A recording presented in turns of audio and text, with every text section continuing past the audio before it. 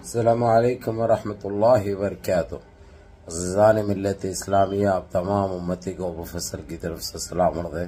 گھر میں بیٹھی پردہ نشین عزت دار ماں اور بہنوں کو ابو فصل کی طرف سے سلام عرض ہے۔ بہرحال کیف اللہ سے امید ہے آپ لوگ خیریت سے ہوں گے، اللہ کی حفاظت میں ہوں گے۔ ان ملونوں کی ملامت سے، ان فرقہ پرستوں کی فرقہ پرستی سے، ان درندوں کی درندگی سے، ان مابلنچروں کی مابلنچنگ سے، ان بلدکاروں کی بلدکاری سے، ان دہشت گردوں کی دہشت گردی سے محفوظ ہوں گے۔ اللہ آپ لوگوں کو اپنے حفظ امان میں رکھے، اللہ اپنی حفاظت میں رکھے، اللہ ہر آباد سے ہر شر سے محفوظ رکھے۔ بہرحال کیف میرے عزیز دوستو، میرے بھائیو، دیش کے حالات سے بھی آپ لوگ واقف ہیں اور دیش کے باہر کے حالات سے بھی آپ لوگ بچا واقف ہیں۔ دیش کی یہ خبر میں پہلے سناؤں گا آپ لوگوں کو، کیونکہ ہم وطن عزیز سے بہت پیار کرتے ہیں، یہ ہماری جان ہے، آپ لوگوں کو اچھی طرح پتہ ہے۔ بہرحال اچھی خبر تو یہ ہے کہ ہندوستان اور یہ ہمارے پڑوس جو افیم کا کاروبار کرتے ہیں، افیم کھا کر بچے پیدا کرتے ہیں، ایسی نسلیں نکالتے ہیں جو آتنکواد کو بڑھاوا دیتی ہے، آتنکواد کو پالتی ہے اور آتنکواد کو پناہ دیتی ہے۔ بہرحال ان سے سیزفائر تو ہو گیا، جبکہ جو پلگام میں جو حرکت کی تھی وہ لوگ نے کشمیر میں، اور جس طریقے سے ہماری فوج، ہماری آرمی گھس کے جو ماری ان کو سندور مشن کے نام سے، جو ان کے 9 اڈوں کو تہس نہس کر دیا، جس میں مسعود اظہر کے خاندان کا صفایا ہو گیا اور روتے اور چلاتے رہا۔ اب لیکن نئے باتیں کر رہے ہیں، لیکن اچھی خاصی ہماری ملٹری جیت کی طرف جا رہی تھی۔ پاکستان کو اور 2 دن چلتا تو کیا کر دیتی، اللہ بہتر جانے، لیکن جو کرتا ہے اللہ بہتری کے لیے کرتا ہے، اس میں کوئی شک نہیں ہے۔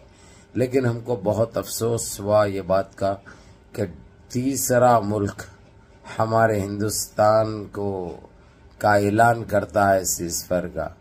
یہ بڑی عبرتناک بات ہے ہمارے لیے، بڑی شرم کی بات ہے یہ ہمارے لیے، جبکہ 1971 میں دیکھیے آپ، جس وقت ہندوستان اور پاکستان کی جنگ ہوئی تھی، تو ایسے ہی امریکہ نے مداخلت کرتے ہوئے ہندوستان کو جنگ روکنے کے لیے، سیزفائر کرنے کے لیے کہا تھا۔ اس ٹائم کے وزیر اعظم اندرا گاندھی تھی، جو انہوں نے وہیں وائٹ ہاؤس میں ٹھہر کر بولا ان کے سامنے کہ تمہارے دیش کا، تم دیکھو ہمارے دیش کا کچھ بھی فیصلہ کرنا ہمارا اختیار ہے، تم کو ہمارے پاس عمل دخل بھی دینے کی ضرورت نہیں ہے، تو ہم پاکستان کو مدد کریں گے، پاکستان کو یہ دیں گے، پاکستان کو وہ دیں گے، تم جو دینا ہے دے لو، ہمارے کو اس سے فرق نہیں پڑتا، لیکن ہم جنگ روکنے والے نہیں ہیں۔ یہ تھی اندرا گاندھی، اور انہوں تو جو ہے سو نہرو بننے والے تھے ہمارے مودی صاحب، خط دے کے بولتے رہے نام بڑے درشن چھوٹے، اب دودھ کا دودھ پانی کا پانی ہو گیا۔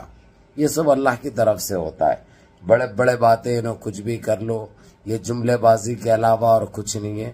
اب ہم یہ دیش واسی یہ سوال پوچھ سکتے ہیں کہ جس 26 ہمارے بھارتیوں کو جو ان آتنکوادیوں نے جو جان لی، ان کو پکڑا گیا یا ان کو ختم کیا گیا، یا پاکستان سے ان کی بات چیت میں یہ چیز سامنے لائی گئی، یا حافظ سعید کو دینے کا ذکر کیا گیا، یا مسعود اظہر کو پکڑ کے دینے کا ذکر کیا گیا، یہ چیزیں سارے سامنے آنا چاہیے۔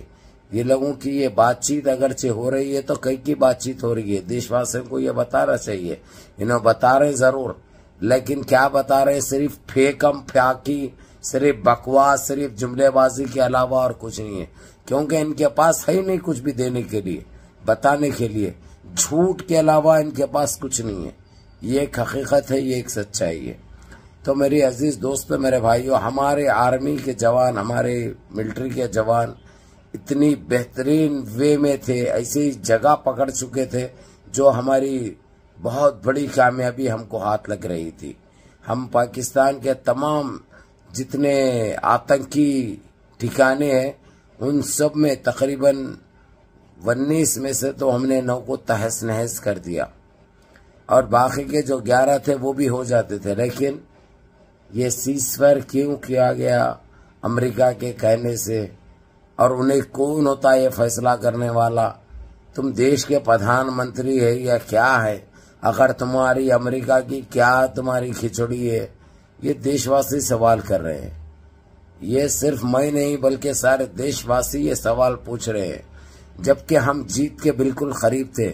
پاکستان گھٹنوں کے بل آ چکا تھا. پاکستان مدد مانگ رہا تھا، سیز فائر کے دوہار لگا رہا تھا. لیکن رات تم اس چیز کو کیسے مان لیا اور کیوں مانا؟ جبکہ ان آتنکیوں کا ابھی صفایا نہیں ہوا، نہ وہ 26 ہمارے جو جانے گئے ہندوستان کی، نہ ان کے ساتھ انصاف ہوا. پھر یہ تم سیز فائر کیوں کیا؟ وہ لوگ کتنا ابھی مذاق بنے ہوئے ہیں.